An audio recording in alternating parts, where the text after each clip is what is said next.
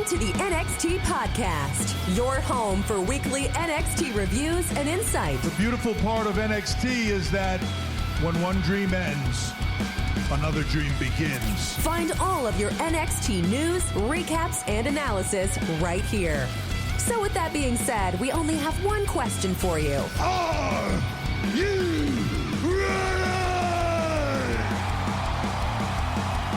We thought so. Let's get the show started right now.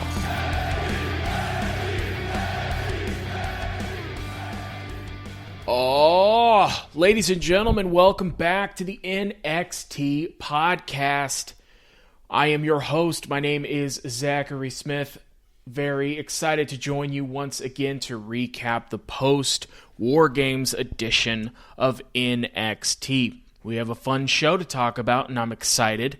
I get to do the show on the day I usually do the show, which is also exciting, not only for me, but for you. I think we can all agree about that. I'm excited to talk to you today.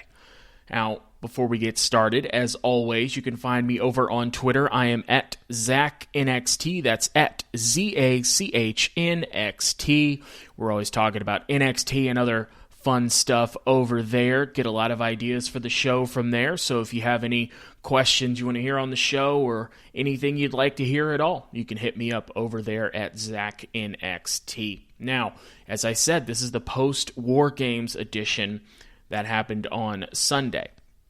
So usually after a takeover now, NXT used to just basically have what amounted to a clip show, but now we essentially treat it like the night after any pay-per-view in WWE, which is we essentially are doing the first episode of a new season on a traditional TV show. They use it to set up their next feuds, and you can really see, especially with titles, who's going to be going after what, who's going to be fighting who. It's basically a reset for all of the superstars here on NXT, and that's certainly what we had here tonight.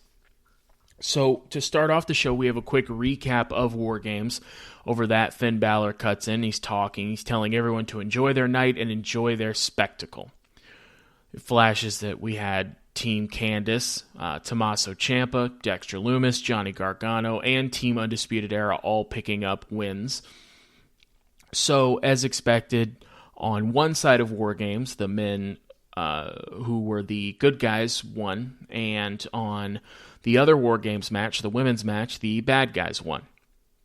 So that makes a lot of sense that you would have the bad guys winning the first War Games match.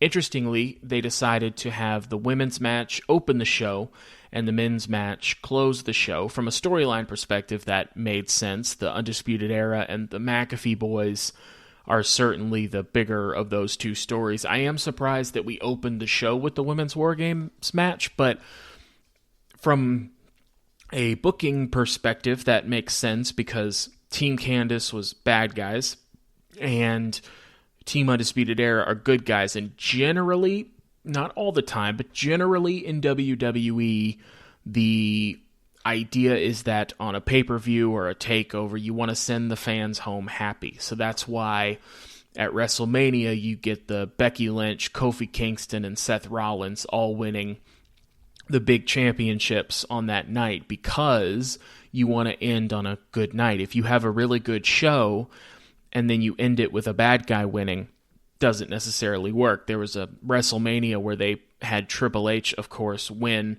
I forget if he retained or won the title, but if you have a really good show that ends with a bad guy winning, I think the thinking is that you can send people home with a sour taste in their mouth. So on average, they like to send you home happy. And overall, it was a very good show. Tommaso Ciampa faced Timothy Thatcher, and they had a really good, hard-hitting match. It would seem as though those two would be very sore after that match, and as expected, Tommaso Ciampa won. Timothy Thatcher is a guy who is really, really good, and he is really good at putting other people over and making them look good. And there's always a danger there of being too good at making other people look good. It's the Dolph Ziggler problem, where Dolph Ziggler is an immensely talented individual, and with different decisions early on, he could right now be one of the biggest stars in WWE. He has all of the tools to do it. The problem is that he's really good at making other people look good. And when you're good at making other people look good, they tend to have people go against you. So Shinsuke, or really anybody coming up to the main roster, Baron Corbin, one of the people that they're going to face is likely either like a Baron Corbin or a Dolph Ziggler, and that's because they know you can put somebody quote-unquote new in with them, and you're going to get a good match. The problem is, and Dolph has talked about this before, that he's gotten so good at that now fans know that he's just there to be the first person people lose to, and so people don't have as much of a vested interest in you because they see you for what your role is, and you never really break from those expectations. So then when he goes on to challenge Kofi for the WWE title, or challenge Drew for that WWE title, you're not as invested. One, because you know Dolph isn't going to win, but two, because he's never been presented as that kind of star. And if he had been at any point, you could take that seriously. But you can't really, because you know why he's there. So I say all that to say that Timothy Thatcher is very good, and he's got a great gimmick going with the Thatch Can school and stretching people, and I just hope that it doesn't become a situation where he's just known as the guy who's really good at getting people over. Chris Hero was really good at that, Cassius Ohno, where he basically was only there to put new people over, and then eventually he was released during a pandemic when the company was making more money than it ever had before. But that's neither here nor there. But hopefully Thatcher can, after this, start to stack up wins and, be taken more seriously and not just a guy who puts people over. Dexter Lumis beat Cameron Grimes in that strap match. I mean, you knew that was going to happen. They've had a feud going for some time now. And Cameron Grimes is very good. Dexter Lumis is somewhat limited in the ring. He's very much a character wrestler, where he's not necessarily going to blow you away with all of the moves that he can do, but he's a very good character, and he's very good at playing it. Some people who are in the media side of this, as I suppose I am, tend to take people like Dexter Lumis, who are very good at character and not as good at the technical side, and completely disregard them and just, I'm sick of watching him. I can't. He's so bad in the ring. And he's not so bad in the ring. He's very good at portraying his character. I think that you either need to be great in the ring, or you need to be a great character and be able to portray that very well. And I think a lot of people become short-sighted in that regard, and they just think that if you're not the best wrestler in the world, then you're not worth talking about. And I never really understood that line of thinking, and I think it's reductive at best and ignorant most of the time. So Dexter Lumis picks up the win. Johnny Gargano picks up the win against Damian Priest and the now former champion Leon Ruff in that triple threat match. So Johnny gets the title back. Now we have the natural story of his first title defense, because he's very bad at defending championships. He's pretty good at winning them. And I guess the Leon Ruff story is done. I suppose it was a fun little detour. It was a cool moment for Leon Ruff. I don't see a scenario in which he's going to win that title back. I don't know that it was ever really the long-term plan for him to have the title. It was just part of this story. So, he got a chance to show some of what he can do in a triple threat match, and he's certainly gotten more visibility with the North American title and that run. He wasn't presented as anything to be taken seriously, but he still made the most of those opportunities, and hopefully, it leads to him having more to do on the show. He played his part very well in this story. I don't know if he's still going to be a part of it. I didn't see him on the show. So I don't know if we're just going to kind of reset with Leon Ruff or if we're going to try and use some of that momentum. I don't know. But, I mean, it makes sense of the three. It makes the most sense for Johnny to have the title. Damian Priest just had it, and I don't know that his character is interesting enough to run with that title. Leon Ruff was just a part of this story, and it turns out a pretty short part of it. And, Johnny's the most interesting character. He's got a kind of a faction going. And we found out that Ghostface was, in fact, what do you know? It was Austin Theory. Fun, though, that after he took off the mask and they were celebrating, he mimicked Vince McMahon when he became the higher power, talking to Stone Cold Steve Austin when Vince said, "It was me, Austin. It was me all along." Austin Theory says, "It was me, Austin, all along." And that made me laugh real hard because I'm a wrestling nerd, and that was funny. So it made up for the fact that they played it like it was a surprise when it wasn't. It was a lot better than the Indy Hartwell one. One, because it was very underwhelming that it would be Indy Hartwell, just because that's a character we haven't gotten to know, and two, because there was at least a joke in there and that you could tell they weren't taking it that seriously. I'm good with that. And then Team Undisputed Era beat the McAfee boys. Pat McAfee, Pete Dunne, Oney Lorcan, Danny Burch were beaten by Adam Cole, Kyle O'Reilly, Bobby Fish, and Roderick Strong. Pat McAfee looked pretty good in the match. This is his second official match in NXT, and he's been impressive in both.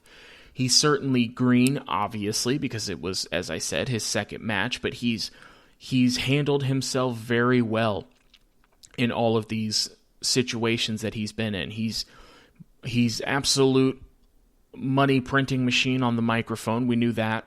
And then eventually you do have to back that up in the ring.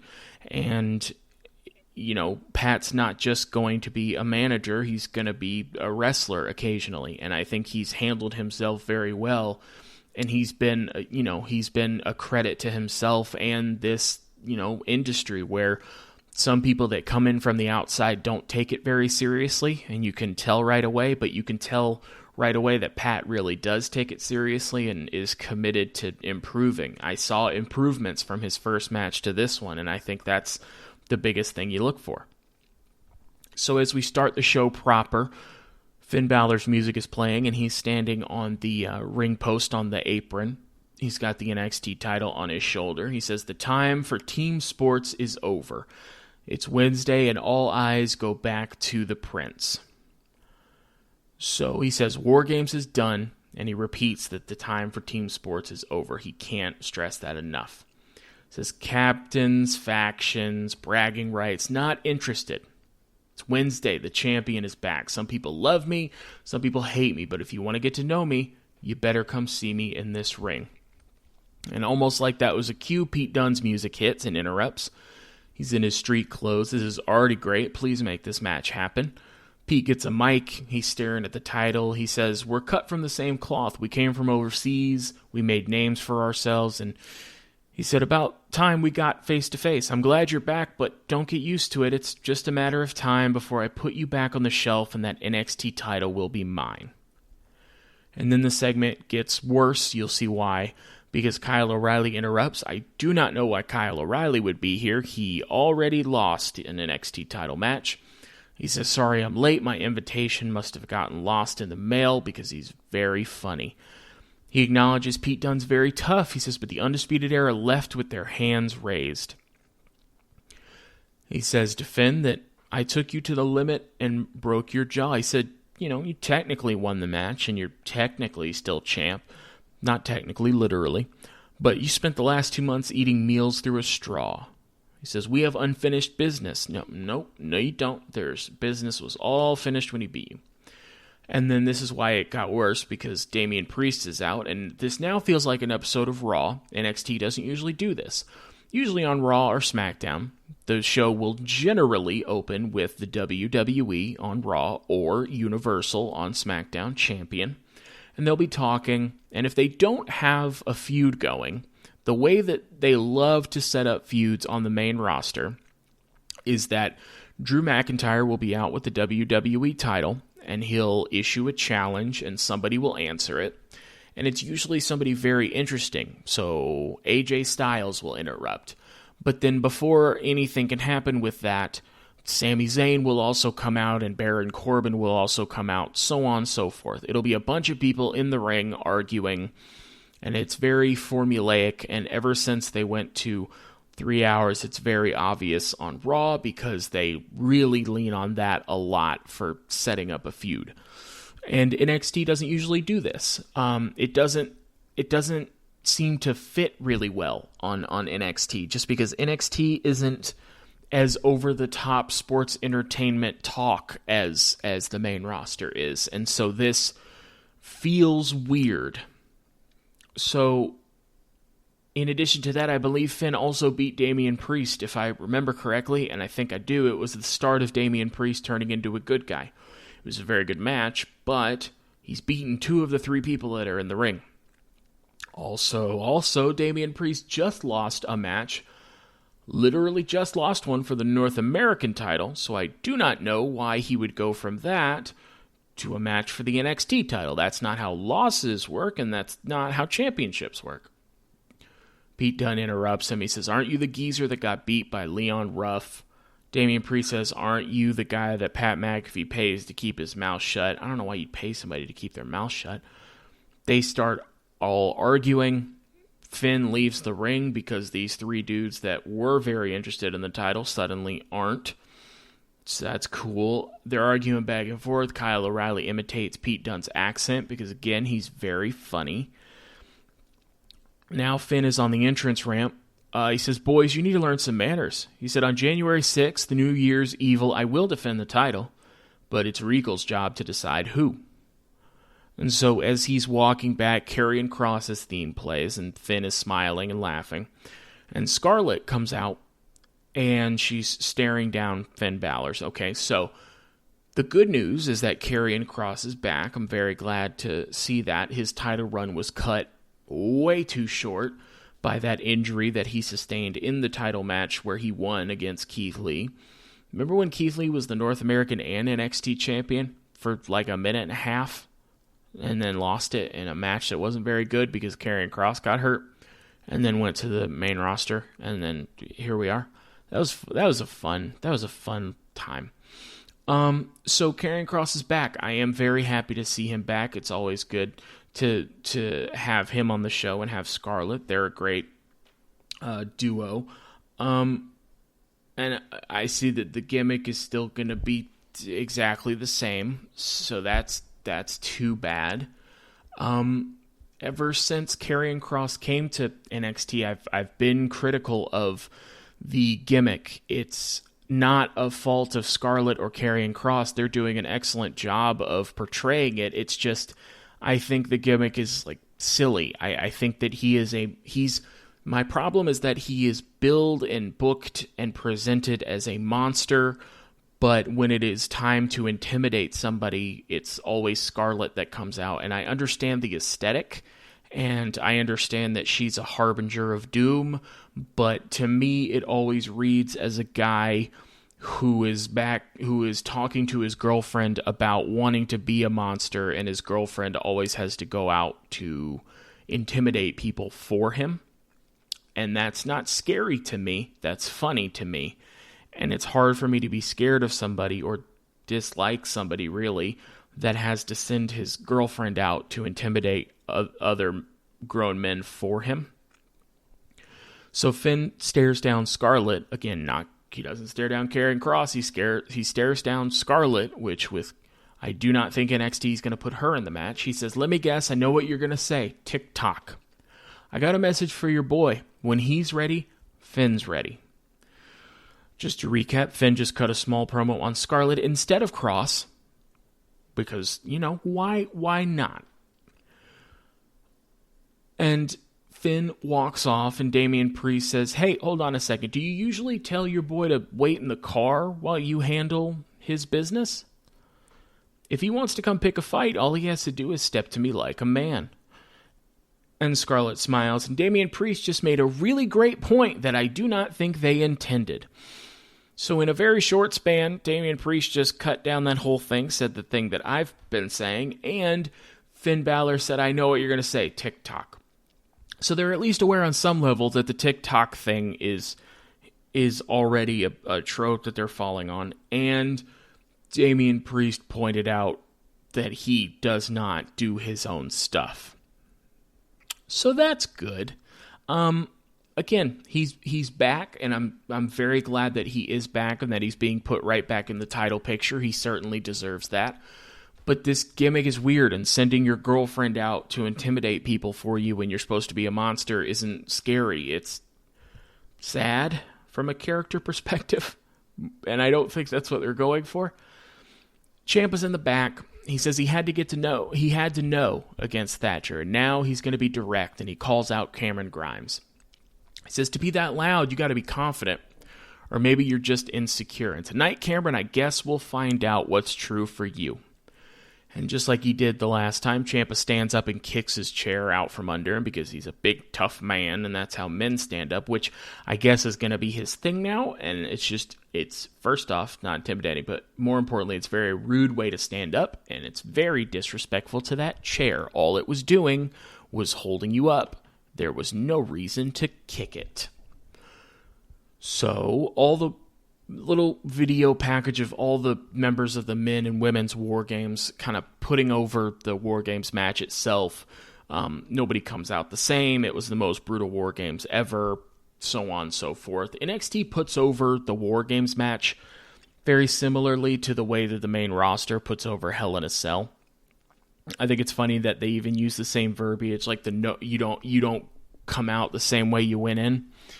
Makes sense for War Games. It's always a brutal match. It's usually the most, boy, I bet they're going to be hurting tomorrow match that you're going to see. And it makes sense you wouldn't come out quite the same after all of that. I'm sure all of them felt a lot worse coming out of that match. They both did a great job in the War Games matches, but they didn't feel good the next day. I'm sure they still didn't feel good this Wednesday. I imagine a War Games match is hard to plan out. You end up with like a lot of people in the ring at the same time. So at the end, by the time all of the time is expired and everybody's gotten in, you have 8 people in the ring. So you have 2 teams of 4. And it seems like that would open a lot of opportunity for people to look out of sync, because either you would have to memorize what you're doing so that you're always with the right person, or you're just kind of calling it in the ring and you have a few big spots laid out. I feel like that's what people do a lot. And you really got to trust those other 4 people, because you could look very bad. It hasn't happened in War Games, but it seems like that would be a very hard match to do. It's not like a Royal Rumble. In a Royal Rumble, there's a lot of people, but you default to trying to lift them and them not letting you, or sitting in the corner.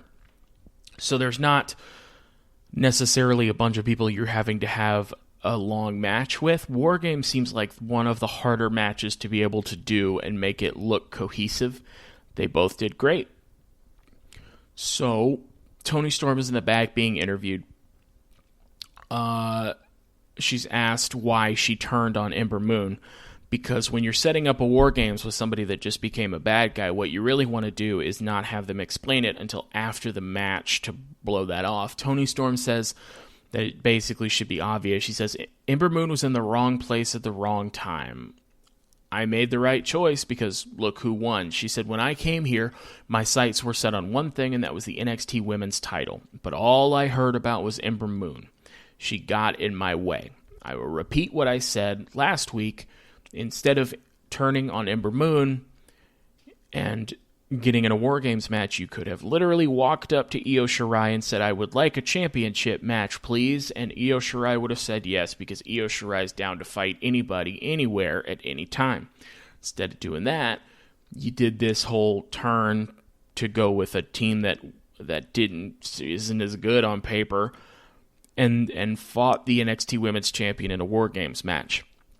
So yeah, you won, your team won, but you could have just had a championship match if you were that hell-bent on having the NXT Women's title. But Io Shirai interrupts. She says, War Games is over. This title is my only problem. She says, Tony, I don't have a problem with you. I just don't like you. And she hits her, and they start fighting. They brawl out to the ring. And at this point, I thought it was going to be setting up Toni Storm challenging Io Shirai for the women's title at New Year's Evil. Side note, New Year's Evil is not a great name. This is like Extreme Rules horror show where they're now like adding weird phrases. Don't love New Year's Evil, not gonna lie to you. Ember Moon comes out during this to attack Toni. She basically lays Toni out in the ring, and then Io Shirai hits the moonsault onto Toni Storm. So I guess either a triple threat match with Io, Toni, and Ember, or Toni and Ember have a number one contenders match in the lead up to New Year's Evil, because it seems like that New Year's Evil show is going to have a women's title match. So I don't know. It seems like it's Ember Moon versus Toni Storm, and the winner faces the women's champion. That's what makes the most sense to me.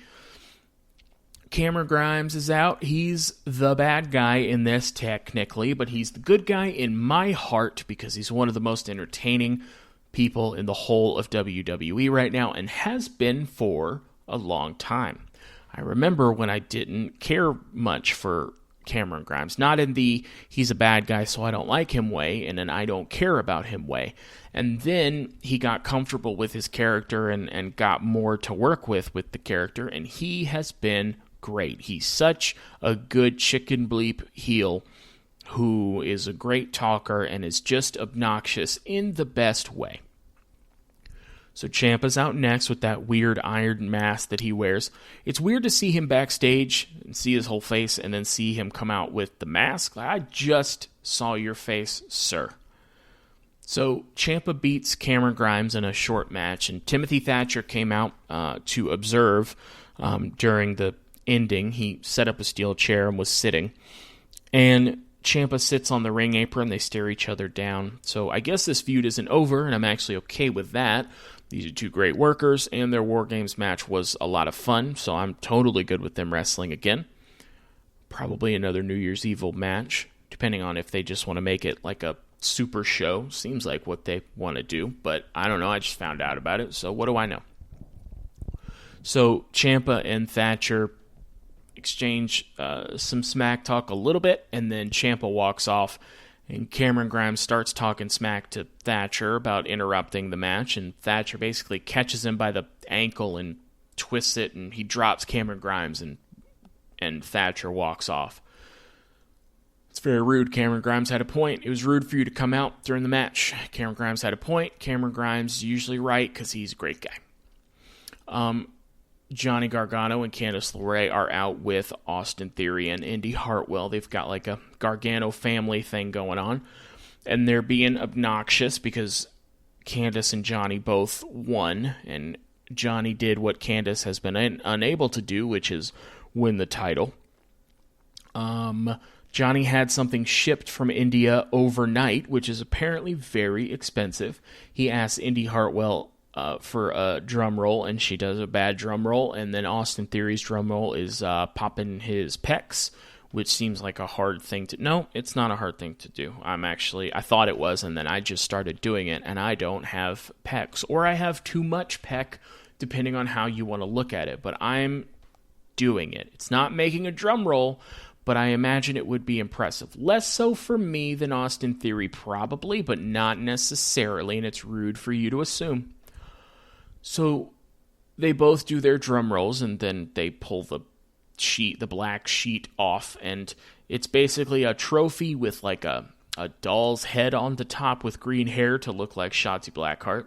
Candice LeRae says you shouldn't have a few times, which indicates that that's one of those things where somebody says you shouldn't have, and they don't mean this is so nice. They mean like literally, I wish you hadn't. So this was fun. The Gargano family is obnoxious, again, in the best way. Damian Priest, music hits, and he comes out to interrupt, but he's attacked by Karrion Kross. It's so very nice of him to show up himself instead of against, and I was sure he was going to send his girlfriend out again. This is because Damian Priest said, this grown man can come see me himself if he has a problem. So he decided to put his big boy pants and his big boy leather jacket on. And then Kross powerbombs Damian Priest over to the side of the entrance ramp. And then he makes his way out of the building and gets in a car with Scarlett, who's laughing, and they drive off. Okay. I mean, that's good. I liked him attacking Damian Priest. I don't know if that's going to be a little mini feud before he goes for the title, which I imagine will happen. It was definitely a badass way to have Karrion Kross come back, like just attack somebody, wreck them, and leave and drive off. I like that a lot. I wish that is how he came back, because he is a monster. He's a beast. He's the reckoning. Tick-tock. Time is running out. So on and so forth. If he's a monster, let him be a monster. And then next week you can have Scarlett come out for Finn Balor. But the first time I know Karrion Kross is back, it's weird for it to be Scarlett that I'm seeing. And I understand she's the harbinger of doom. She shows up before death comes. I got it. But I just wish that I had seen this first. This makes more of an impact. And then, like, next week we can have Scarlett do a stare down with Finn Balor, even though that's not a match that's ever going to happen in a WWE ring. So, Pete Dunne is out in his ring gear. It's at this point, when he first came out, he basically had a hoodie and, like, jeans and sneakers on, and now he's in his ring gear. And it's always funny that I've never really thought of before, funny to picture someone who shows up for the show in storyline. This person shows up in street clothes, gets into a personal issue with somebody, and then rather than fighting him right then, they run backstage. They probably vent to somebody, and then they walk to the locker room and change into their wrestling gear so that they can fight this person properly. So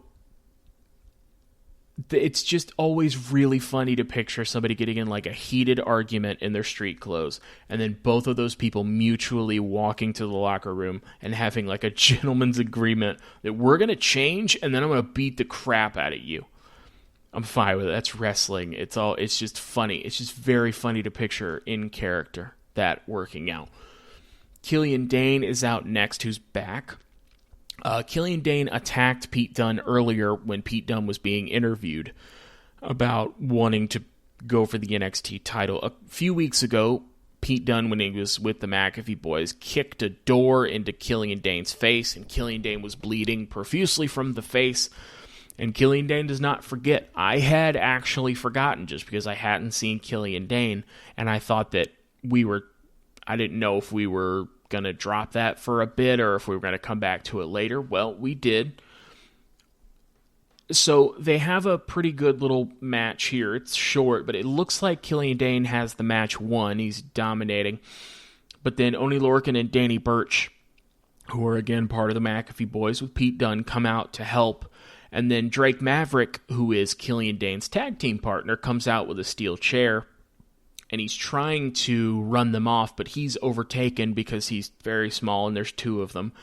And they're beating on him, but then Killian Dane leaves the ring to help Drake Maverick out. He knocks Oney Lorcan and Danny Burch and gets them to run away, basically.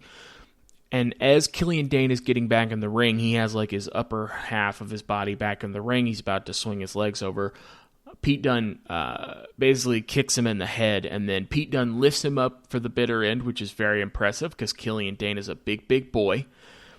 And then Pete Dunne wins. I like this. Killian Dane looks impressive. He started to get a pound of flesh from Pete Dunne. He looks like he was going to win.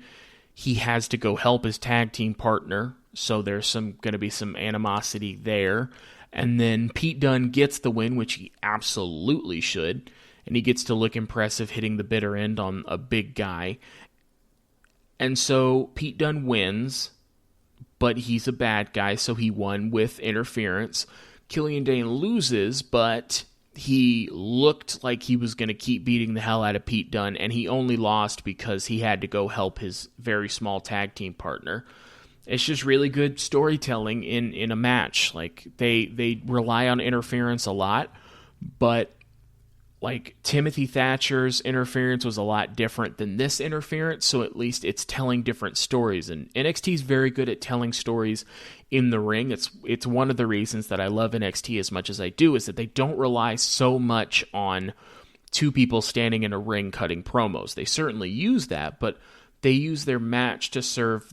They use rather stories to serve matches rather than matches to serve stories, on like they do on the main roster, which often results in there not being a lot of great wrestling on each show for Raw or SmackDown. But for NXT, it's quite the opposite, where they want to have really compelling stories, but they want to tell that story in the match beyond a surface level. It's like a deeper meaning behind the things that they do in the ring, and I generally just have more faith in NXT than the main roster to tell me those kind of stories. So I liked it a lot. The match itself was what it was, but it told a good story, and we can kind of work from there. So Raquel Gonzalez and Ember Moon is our main event. That's an interesting choice. Ember Moon, the match is fine. Ember Moon goes for the Eclipse from the top rope, but Gonzalez basically catches her and hits a big clothesline, and then Raquel Gonzalez hits the power bomb and wins. Then after the match, Toni Storm comes out and attacks Ember Moon, but then Rhea Ripley's music hits, and Rhea pulls Ember Moon out of the ring, and she goes to get in the ring with Toni. Toni backs up basically into Raquel, and Raquel sends Toni out of the ring, so Raquel Gonzalez and Rhea Ripley are face-to-face. I'm guessing this is done so that you can put Rhea Ripley with Raquel Gonzalez, so that you can do Toni Storm, Ember Moon, and the winner gets to face Io, because otherwise it would be weird that Raquel or Rhea didn't want to get in that match. So you have Rhea and Raquel doing something so that Toni and Ember can decide who's going to go for the title. I don't know that. That just seems like why you would do this, because Raquel and Rhea have faced each other before, but they had a good match, so you can go back to it and give Rhea something to do, so she's not immediately going back for the title when she just lost a title match. I like it. So again, I guess it is going to be Rhea and Raquel again. I'm not sure if that's New Year's Evil or if that's next week. I'm not mad at that. They hit each other real hard in their match, and their match was really, really good last time. Low-key, Rhea Ripley doesn't really have bad matches. Even the Charlotte Flair stuff was just a bad decision on who would win. She had a really good match.